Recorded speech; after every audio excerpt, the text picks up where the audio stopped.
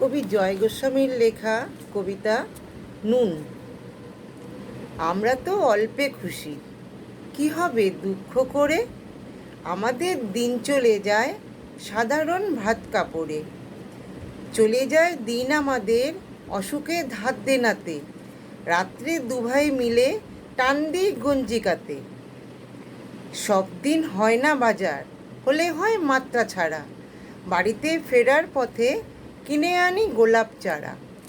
কিন্তু পুঁতব কোথায়, ফুল কি তাতেই হবে? সে অনেক পরের কথা, টান দিই গঞ্জিকাতে। আমরা তো এতেই খুশি, বলো আর নতুন কি চাই। হেসে খেলে কষ্ট করে আমাদের দিন চলে যায়।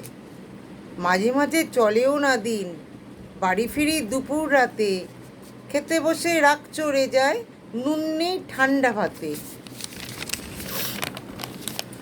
রাগ চড়ে মাথায় আমার, আমি তার মাথায় চড়ি। বাপ বেটা দুভাই মিলে সারা পাড়া মাথায় করি। করি কো কার কি তাতে, আমরা তো সামান্য লোক। আমাদের শুকনো ভাতে লবণের ব্যবস্থা হোক।